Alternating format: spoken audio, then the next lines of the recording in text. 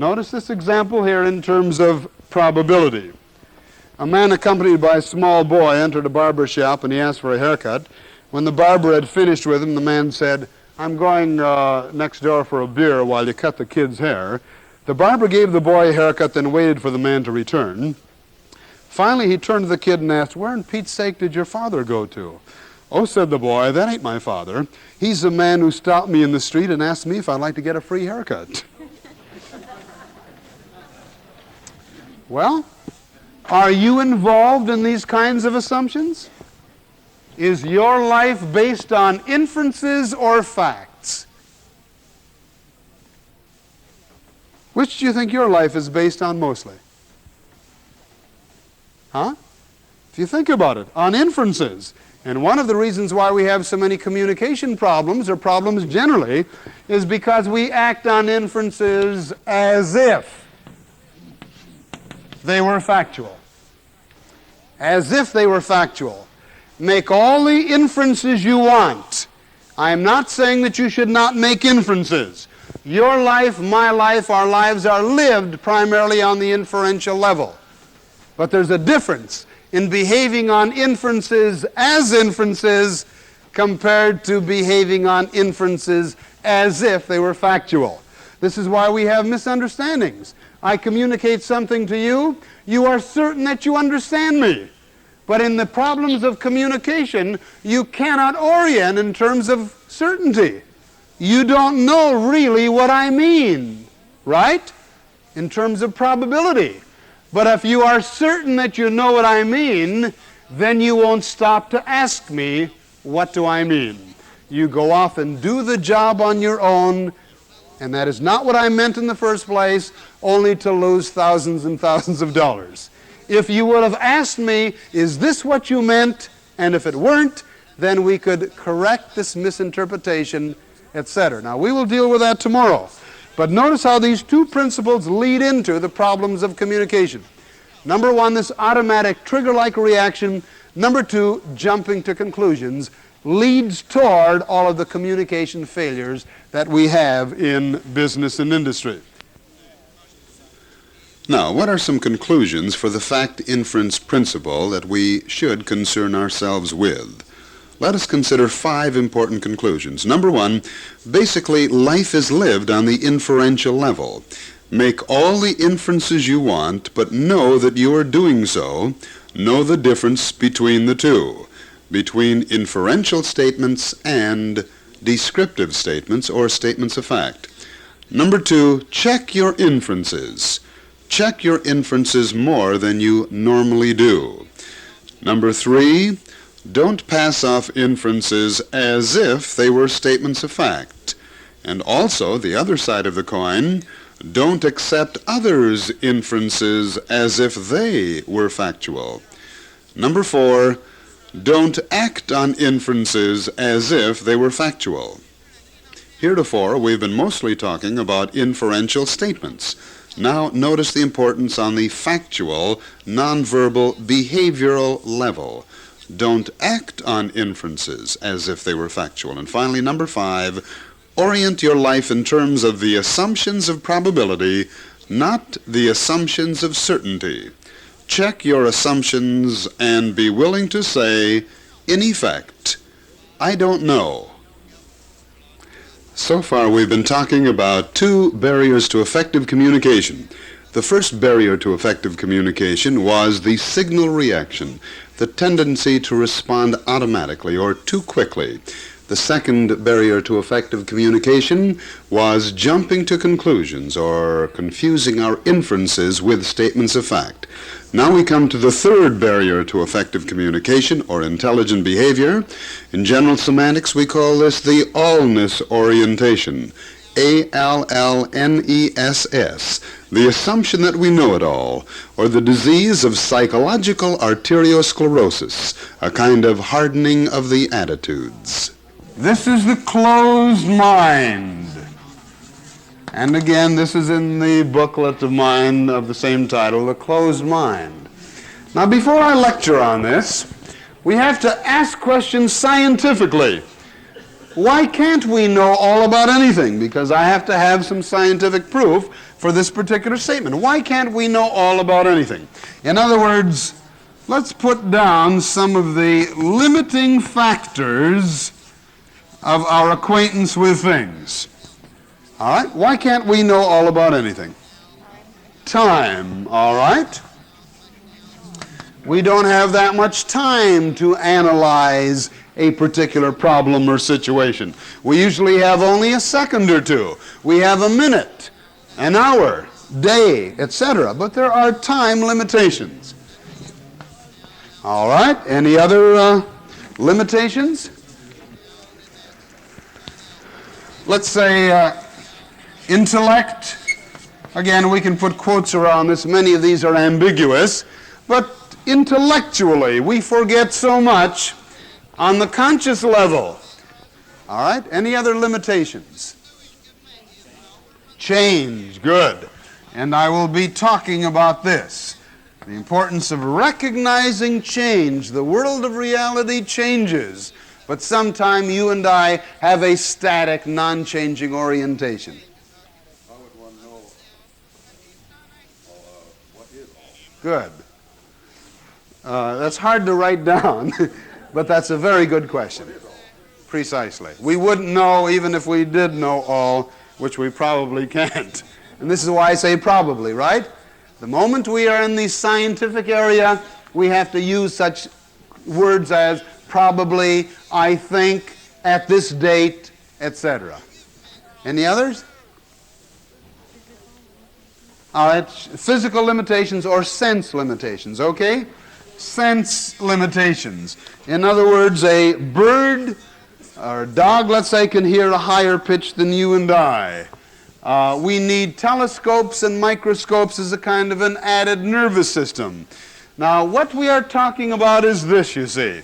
From any fact or nonverbal world of reality, all that you and I can do is to select some characteristics and eliminate others.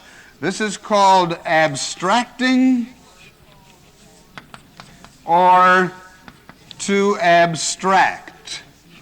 This means that no matter what we see, what we observe, we can only select some characteristics and we eliminate many more.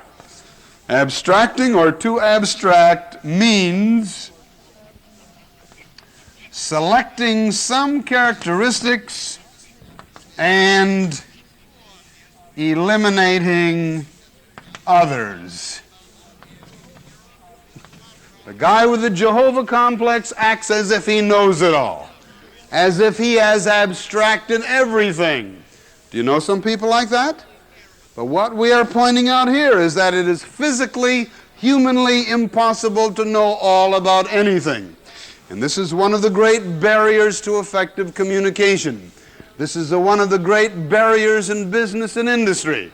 Because as I will point out, the allness orientation does not manifest itself only in the extreme form of dogmatic behavior. But I will point out, and we may as well write it in now, and I will talk about it later on also, it is so extremely subtle. That is the most important thing. It is so extremely subtle in all of us. All right, time limitations, intellect limitations, change, sense limitations, let's say interest. What interests you will not necessarily interest someone else. On the Athens, Texas golf course, a shapely miss, attired in the briefest of shorts, stepped up to the number 1 tee and prepared to address the ball. 3 caddies and 5 male golfers stepped aside and watched. She swung prettily, hooked the ball, and lost sight of it.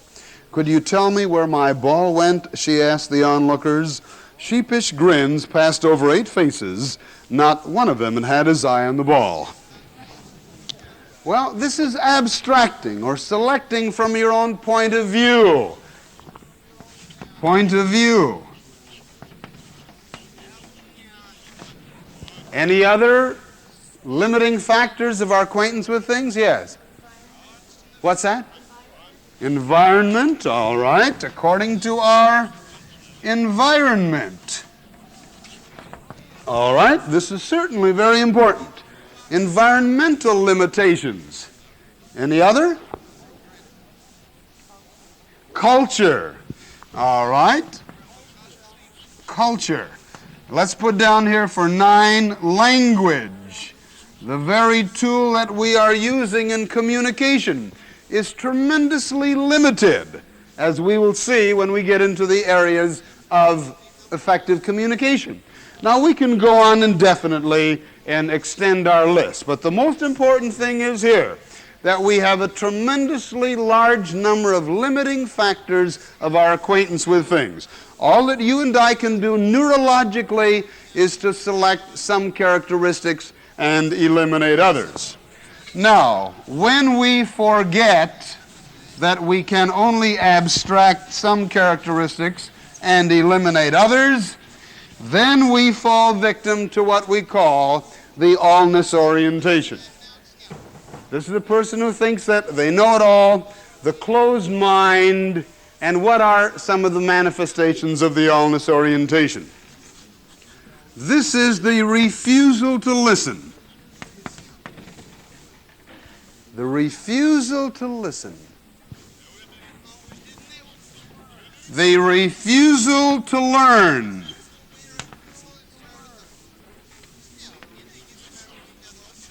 The refusal to change or keep up to date. The assumption that we know it all. Notice these, we're still talking about unconscious assumptions. The assumption that we know it all. This is the allness orientation. But again, the most important thing, it is that it is so extremely subtle. Somebody makes a statement to you, already you assume that you know what he means. Can you ever know what an individual means by listening to his first few words? Can you? Probably not. But do we too often assume that we know what they mean, and we cut them off, and this is, of course, why you have misunderstandings. Now, the opposite of the allness orientation is the non-allness orientation. The non-allness orientation. This is the person who realizes the limitations of his knowledge. This is the person who realizes the limitations of his knowledge. While the allness-oriented person makes a statement and puts a period or an exclamation point after it as if to say, this is it, the non-allness-oriented person, after his statement, there is an etc. An etc. And in fact, this is the device to overcome an allness orientation. If you can be conscious of two things. Number one, if you are conscious of abstracting, this means that you are conscious of selecting some characteristics and eliminating others. And if you are conscious of abstracting, you won't act as if you know it all. Right? Now, I mean not only intellectually, but I mean in your ways of behaving. If you are conscious also of the etc. And one of the devices I think that we have to do in business and industry is to have little, the little sign that says think. Well, I think that this is a pretty good idea to have little signs like this, etc., placed around an office to get rid of the closed mind, to get rid of the allness orientation, the kind of an allness orientation that is ever so subtle. And when your salesmen refuse to pick up the phone to make a call because they assume that the other person won't buy, is that an allness orientation? Isn't it? Aren't they assuming more knowledge than they really have? When we have misunderstandings and I fail to ask you, what do you mean? When I assume I know what you mean, this is an allness orientation. Ever so subtle, but it is there. And this is one of the main barriers in business, in industry, and in interpersonal relationship. The assumption of more knowledge than we really have. Let me show you how completely subtle the allness orientation is. A friend of mine who is the father of 12 volunteered to babysit one evening so his wife could have an evening's relaxation at the movies. Don't let a single one of them come downstairs, his wife instructed him as she went out. He promised to carry out orders to the letter. He had just settled down to a book when he heard steps on the stairway. "Get back upstairs and stay there," he commanded sternly. He read in peace for a few minutes, then again heard soft footsteps. This time he added the threat of a spanking. Soon he again detected stealthy sounds and dashed out in time to see a small lad disappear up the top steps. He had hardly returned to his book when a neighbor came in distractedly. "Oh, Fred," she wailed, "I can't find my Willie anywhere. Have you seen him?" "Here I am, Ma," said a tearful voice from the top of the stairs. "He won't let me go home." Well, notice how subtle that is. Assuming more knowledge than we really have. But when you do so, you don't ask questions. And when you don't ask questions, this is when you are in difficulty. Whether it's in the communication level, getting more information, etc. Write down the importance of asking questions. Because when you don't ask questions, this, you can be pretty well sure that you are afflicted even to a small degree with an allness orientation. If you want to have people, to stop them from jumping to conclusions, just ask them one question. Ask them, "How do you know?" That'll stop them. But even more important yet, you and I should ask ourselves, how do I know? Where do we get our information from? If we're going to be factual, if our evaluations will fit the structure of the world of reality. All right, so remember the importance of this allness orientation. Put a label on a guy. Give him a title of MD, PhD, president of a company, vice president of a company, and something happens to his behavior. He does more talking and less listening, right? And we will talk about the importance of listening. This is one of the problems in business and industry. We have only one-way communication. We can put this down too. One-way communication. In business and industry, for example, by one-way communication, which way do we mean? Down only, from top down. And I've been a consultant to some companies where the president of a company was tremendously non-allness oriented, and so was the rest of the company. They had good two-way communication. They had communication top down. They also had communication going from bottom up. I've been consultant to other companies where the president was tremendously allness oriented. They only had, as you would suspect, one-way communication and a lot of other problems besides. This is why you have an awful lot of communication problems in the military, because probably there is no more autocratic or dictatorial organization than the military. And what one of our semantic scholars one of these days should do is to go through the literature of the Second World War, and you would find, unfortunately, how much time, money, and energy was wasted or lost because of communication problems. Is communication important in your job?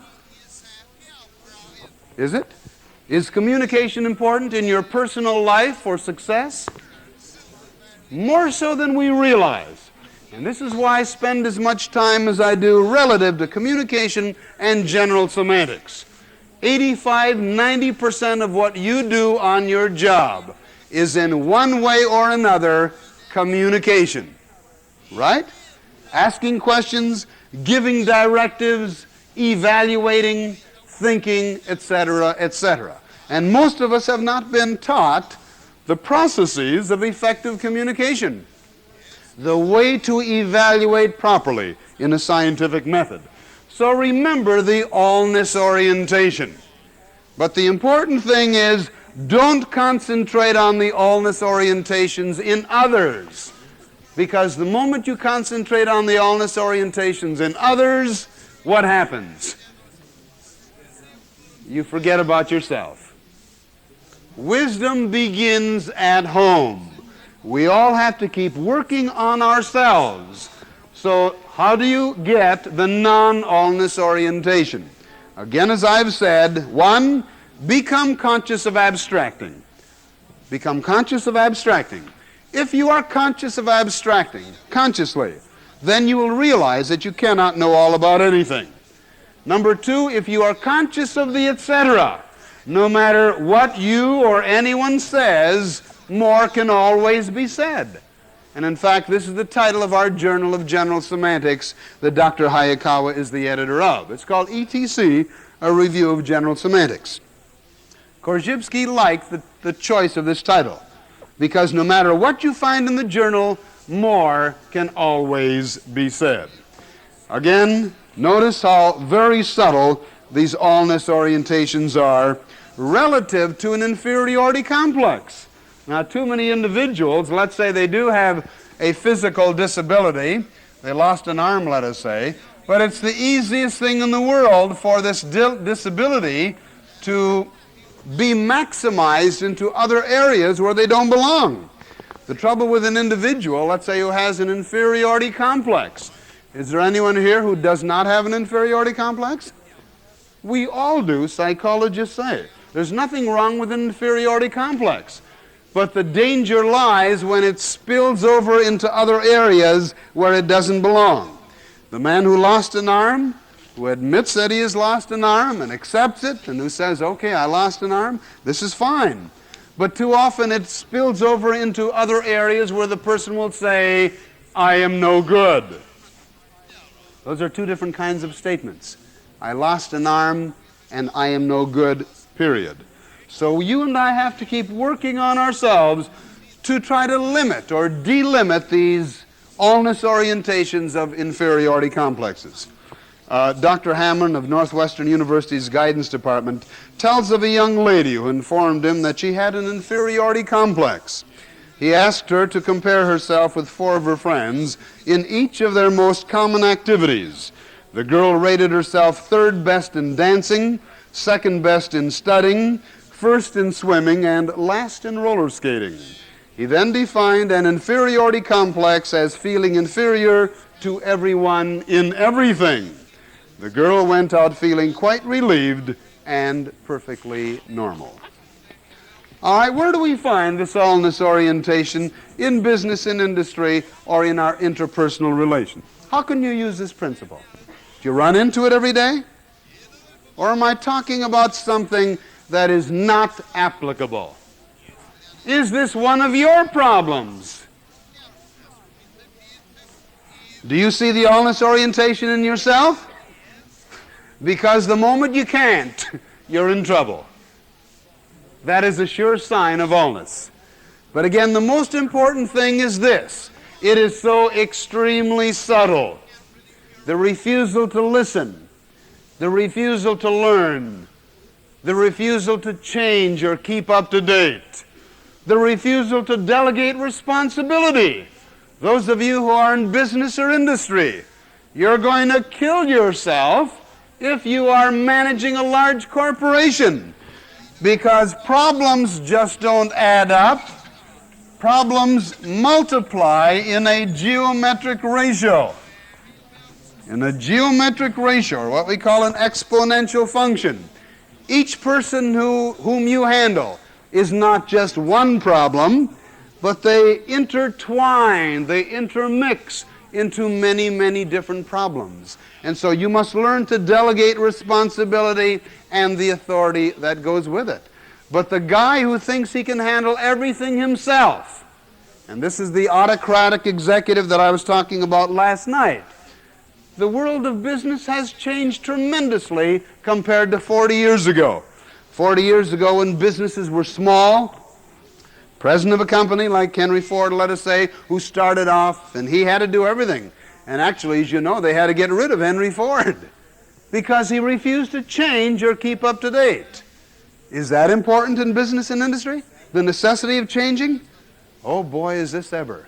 If you don't look for newer and better ways to run your company or do your job, your competition will. And you will be a second-class corporation within a year or two or less. That's how fast the world of reality is changing. All right, these are some of the variables involved with the allness orientation. Now, how can we keep working at ourselves? I think one of the things that you and I can continually tell ourselves is, I don't know. The allness-oriented person says, I know. Period, exclamation point. With this kind of a guy, learning stops.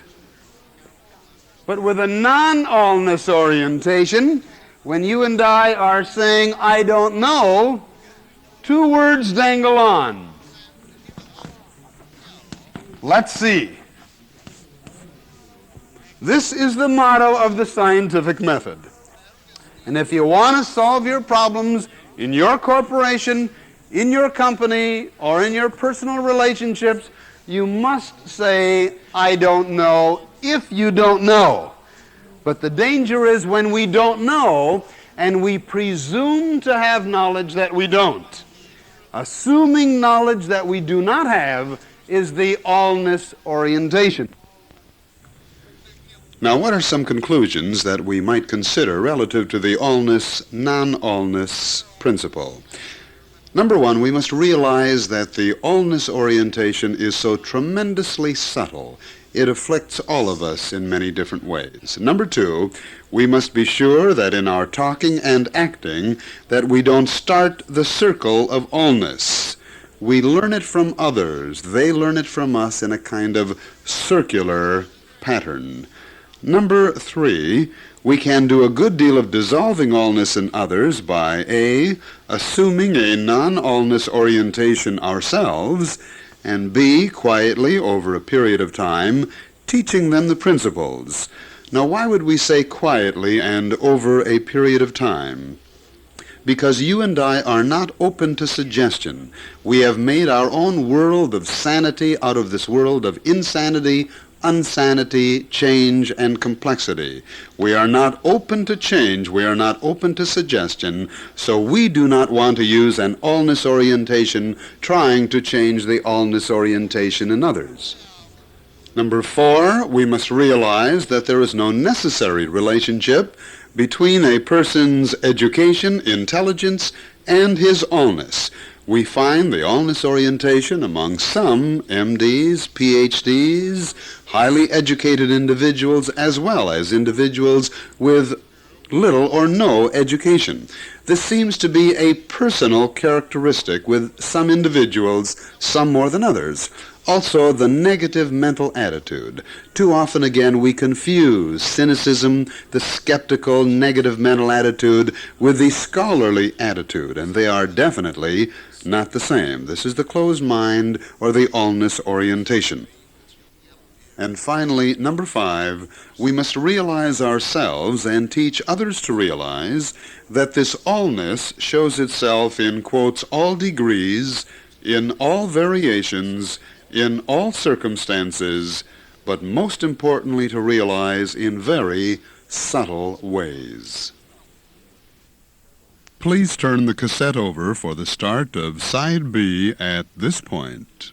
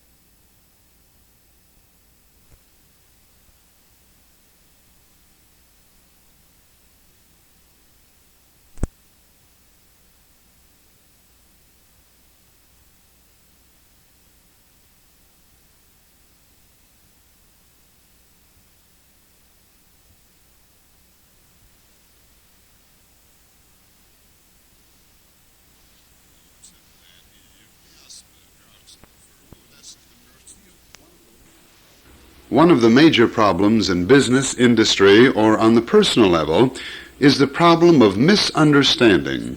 Many of us have misunderstandings when we communicate with other individuals or when they communicate with us, and there are reasons why we have misunderstandings due to certain false assumptions about the very language that we use. In order to point out why we have misunderstandings, let me give you this little quiz on why we have misunderstandings. Number from 1 through 19, and would you answer either yes or no? And I'm going to go quite quickly, as we do in ordinary everyday communication. I'll read a list of 19 words, and do you know what or whom I mean when I say, for example, President Roosevelt? Yes or no? Number 2, President Truman. Number 3, third strike. Number 4, time. Number 5, Harper's Magazine. Number 6, life. Number 7, star. Star. Yeah, you know what I mean, star. Number 8, face. She said, is that a magazine? She wasn't here yesterday. Some of you may not think in the back of your mind that you didn't learn a lot yesterday, but I have a hunch that you learned more than you realized. There's a different way of evaluating or responding compared to those who did not hear the lecture yesterday. I can feel it, I can see it in your ways of response. And sometimes it's just in the subconscious level, which is where it should be, the neurological level of behavior. All right, number 8 is face. Number 9, glass. Number 10, Ford. Ford. Number 11, Lincoln. Number 12, Washington. Number 13, Elliott Roosevelt. Number 14, Franklin Roosevelt. Number 15, Jack Benny. Number 16, Rochester. Number 17, Lucky Strike. Number 18, cigarette. And number 19, camel. All right. Now, let me just ask you, what would you think of the following individuals? And would you raise your hands on this, because I want to write some of your answers on the blackboard. What would you think of the following individual? A student at the university listed the following reasons for not joining a sorority. Number 1, I don't like the thought of having to spend my evenings with a bunch of girls. 2, I don't want a lot of fraternity men calling me up at night. 3, I've never danced with a man in my life and I don't want to. 4, I don't like the idea of having to room with the same girl all semester. 5, I don't fill out a sweater and don't look very attractive in a sleeveless, low-cut gown. What are some words that we use in describing this kind of a person? What's that? Inferiority complex.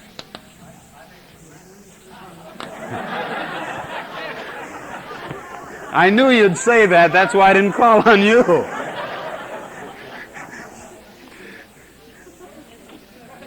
What's that? Insecure. What else? What's that? Timid. Timid. Afraid. What was that? A wet blanket. What? Negative.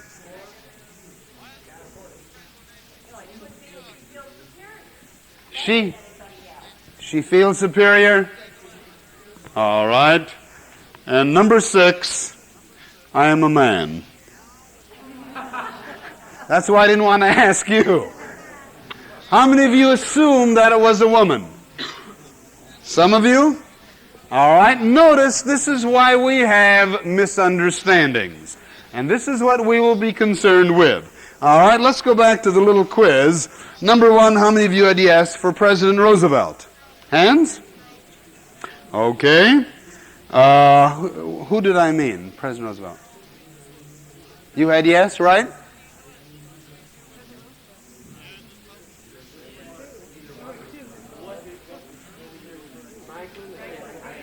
I could be referring to either Franklin or Teddy, right? So you don't know. Right? Or what? Could be a ship also. But let's say that maybe this would be 50%, right? Assuming we're talking about presidents of the United States. Now notice I'm now introducing the assumptions of probability. But if you assume that I meant Franklin Delano Roosevelt, and you were sure, that's the assumption of certainty, right? And this is precisely why we have misunderstandings. This is what we are talking about now. Basically, we call this projection and misunderstanding. All right, now remember the importance of orienting your life in terms of probability, not certainty. Because the moment you are too certain, this is when you have problems. When we are too certain, we don't ask questions. We jump to conclusions, we have misunderstandings, we have the allness orientation, and these, of course, are all interrelated. Okay, so therefore number one should be what? Yes or no? No. All right. Number two, how many of you had yes for number two? All right, and how many of you had no? All right, we had more with the yeses. Number two is President Truman. What's that? President-elect. Did you have no? Yes. Okay, now technically you are right. Could be President Truman of the DeMolay in Pittsburgh or Philadelphia or something, right? In fact, technically all of these would be no. Technically. But we don't want to be that technical. But if need be, sometimes we have to get that technical. Isn't that true? But would the probability be higher for President Truman than President Roosevelt? Okay, something like 90% maybe, right? That we're referring to Harry S. Truman. All right, let's go to number three. How many of you had yes for number three? Now notice quite a few of you have yes. Number three was third strike. What did I mean by third strike? Baseball? No, I was thinking of that third cold strike in 1943. Very disastrous to the economy of our country at that time. How many of you had no for number three? Okay. Now, if those of you who had no were talking to those of you who had yes, you would have misunderstandings, right? This is the nature of language, as we will see. Number four, how many of you had yes for number four? Time. How many of you had no? Notice what is happening. Did some of you start around question 4 or 5 to have more no's than yeses? Okay, this means that you were starting to learn. And why do I have these little quizzes? So that you will show yourself wherein you have misunderstandings. Number 4 was time. Do you know what I mean by time? No, I was thinking of 4 o'clock. I'm asking you, do you know what I mean when I say? And this is why we have misunderstandings. When you are communicating with someone else, you know that you know what you mean. Right? But do you know what they mean? In other words, can you get on their channel of communication?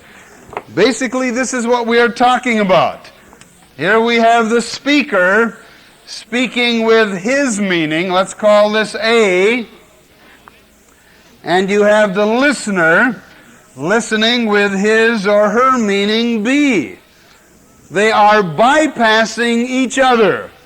This is called projection or bypassing. And when you assumed that I meant such and such, you were wrongly projecting your meaning into my words. Right? So by projection or bypassing, I mean when the listener wrongly projects his or her meanings into the speaker's words. And this is why we have misunderstandings. And why do we do it? Is the signal reaction principle involved in misunderstandings? You bet it is. Is jumping to conclusions involved in misunderstandings? Yes, it is. Is the allness orientation involved in misunderstandings? Yes, it is. But if you have a non-allness orientation, you won't misunderstand. You will ask the person, what do you mean? Because it's the easiest thing in the world to have misunderstandings. Let me show you what I mean. Here's an eraser, a piece of chalk, right? What is this? And what is this? Okay.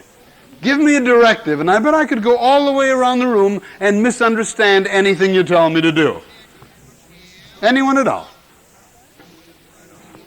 What's that?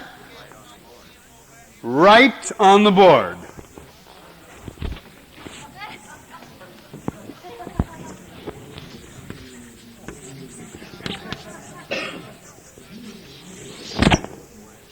Is this what you want me to do?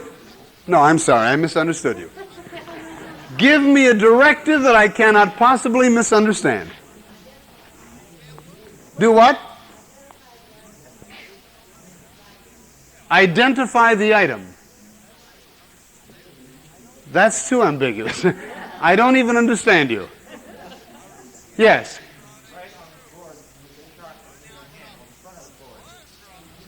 On the front of the board. All right. What do you want me to write? Anything?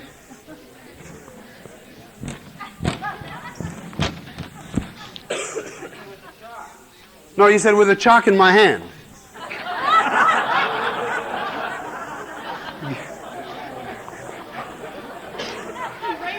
Give me a directive that I cannot possibly misunderstand. Yes.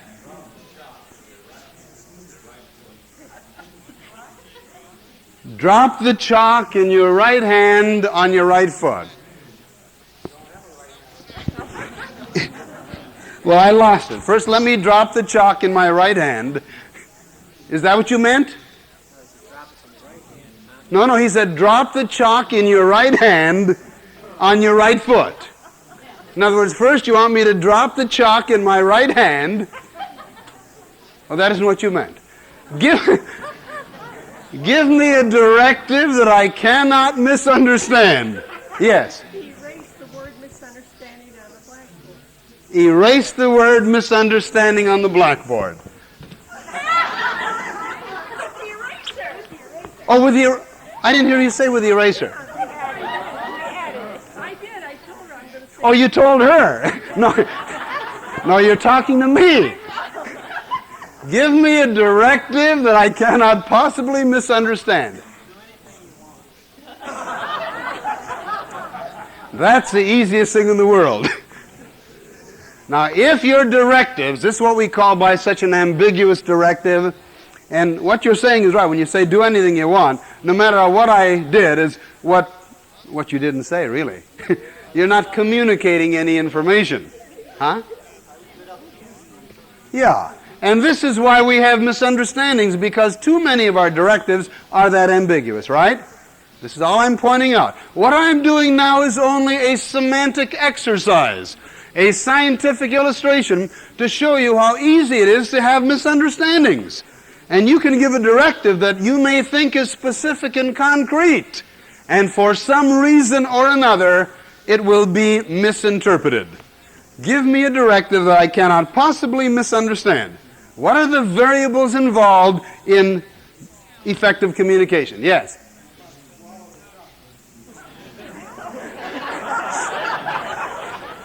Swallow the chalk. Well, that's a little kinder than some that I get.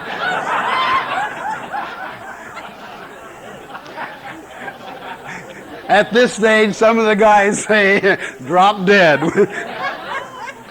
Once at the University of Chicago, we'd lecture from 4:30 to 6, and we go out to dinner from 6 to 7, then come back at 7 o'clock and lecture from 8:30.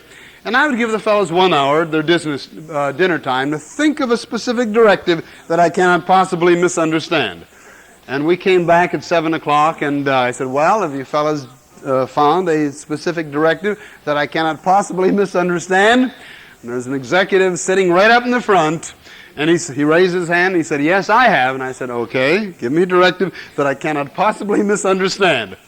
He had an eraser behind him, got up, threw it at my head, and said, duck.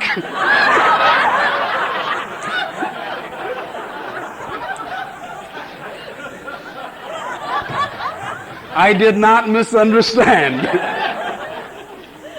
All right, let's get at it, and I won't pursue it too far. But I'm merely trying to point out to you, it's the easiest thing in the world to have misunderstandings. And so much time, money, energy is wasted because of ineffective communication. And most of what you do on the job is communication. Give me a directive that I cannot possibly misunderstand. Stop whatever you are doing. Give me a specific directive that I cannot misunderstand. I misunderstood that one. Yes? Write the word chop on the front of the blackboard. All right, that's pretty specific.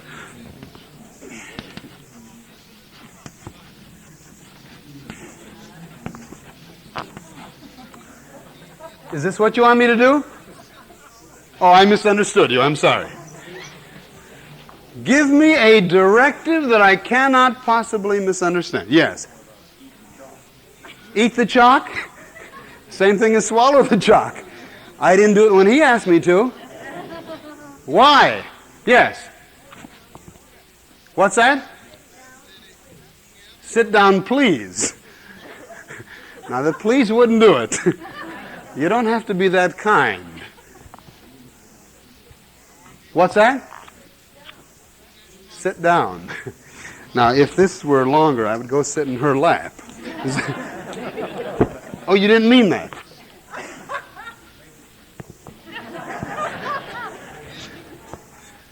Why am I not doing what you are telling me?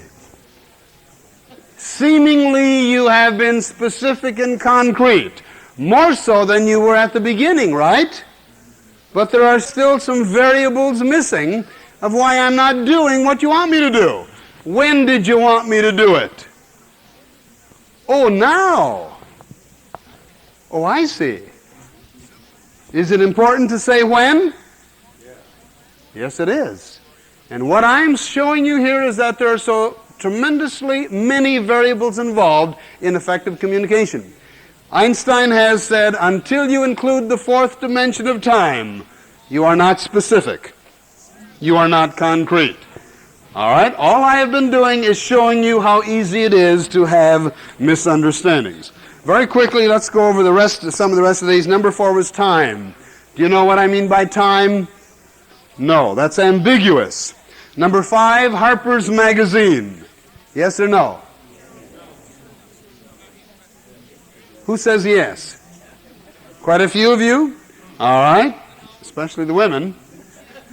What do I mean by Harper's Magazine? A magazine? To read? Okay. Actually, I was in the service in the Air Force with a fellow named Harper. He was a machine gunner. And we used to talk about Harper's Magazine. An Air Force officer gave me that one at the Traffic Institute. Would the probability be higher that it refers to the magazine that you read? Okay, I will buy that. Number 6, life. Yes or no? No. Number 7, star. No. Number 8, face. No. Number 9, glass. Anyone say yes for 9? Why did you say yes? Couldn't think of any other? Window glass? It's not the same as the drinking glass. Eyeglass? That's further qualifying. I was really thinking of senator glass. Can you ever be certain that you know what someone else means? No, and this is what we are pointing out now. But misunderstandings come about when we assume, when we falsely assume that other people mean what we would mean if we were doing the talking. Number 10, Ford. Number 11, Lincoln.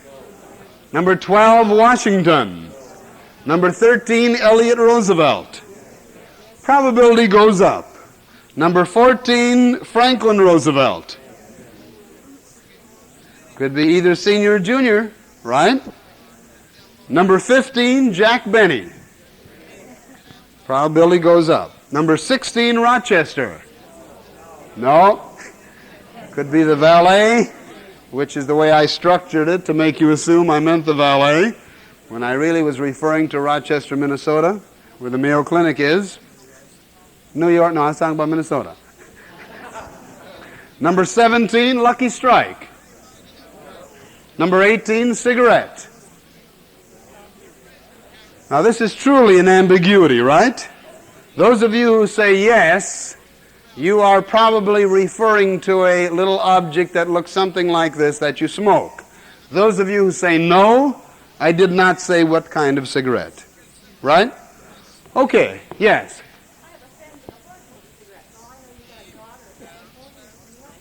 You have a friend with a horse named Cigarette, all right. I know a fellow with a horse named Michael Dean. Okay, so to some of you, and he's been winning lately. Okay, now what are some of the things involved with language and language usage? Let's briefly talk about language or language usage. And what have we learned about this little quiz? What have we learned about this little quiz? Words have multiple meanings, or let us call this the ambiguity of language.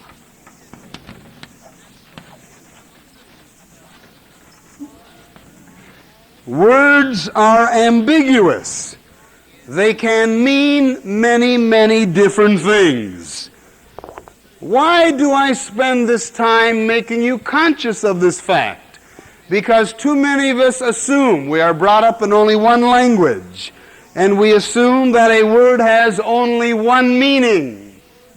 Whose meaning? Our meaning. And this cannot be emphasized enough, because again we are taught in high school that words have meaning, that meanings are in words. And as I told you yesterday, the general semanticist has a different answer for this kind of a problem. Okay, remember number one, the ambiguity of language. Words are ambiguous. They can mean many, many different things. The word line, for example, may refer to straight line on the paper, surname, keep on the line, white line on the pavement, line up, stand in line, course or direction, line of goods, what's my line, radio network, telephone, hold the line, battle line, equator, date line, deadline, short letter, line of verse, outline, same old line, hold that line, football, finishing line, fishing line, tow line, skyline, shoreline, clothesline, hemline, line of garment, design or good line, ancestral line, line one's purse, lifeline, draw the line, say no. We could go on indefinitely. The small dictionaries will have maybe 1 or 2 or 3 definitions. The large dictionaries will have 30, 40, or 50 different definitions for the same word. So remember, number one, to become conscious of the ambiguity of language. The second thing is, become conscious of the fact that we learn the meanings of words from our past experiences. This is how you learn the, quotes, meanings of words.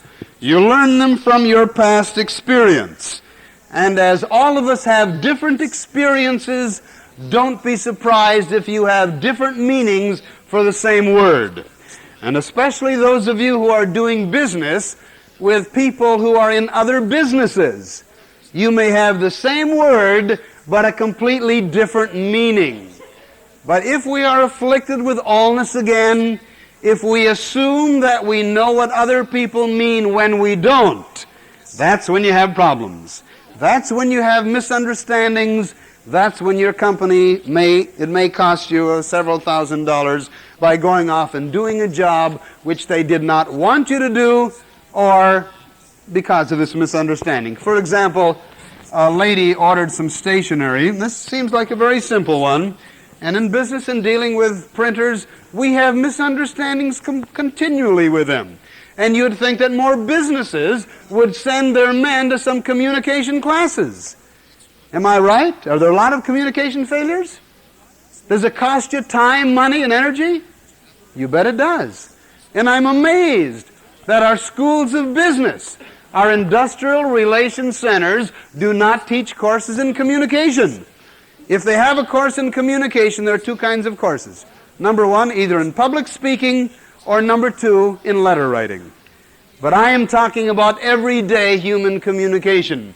And you know, when I left the University of Chicago's Industrial Relations Center, they did not find a teacher in the whole Chicago area to take over my communication course. And yet this was one of the basic courses in our management seminars there. 90% of what the executive or businessman does is communication. This is the heart of business and industry. This is the heart of coordination in business and industry. And if you don't have coordination and cooperation, you are going to have a tremendously disjuncted organization. Only through effective communication can you have effective coordination. And you only have men working with men, of course, in business and industry. All right, so number two, we learn the meanings of words from our past experience. Is this man using words correctly? While examining an inductee, an Army medic noticed a scar on the boy's scalp, and he asked about it. "I got it from being drugged," said the inductee. The doctor, failing to see the connection, asked him to elaborate. "Well," the inductee said, "I was working on a ranch, my horse bolted, my foot got caught in the stirrup, and I was drugged."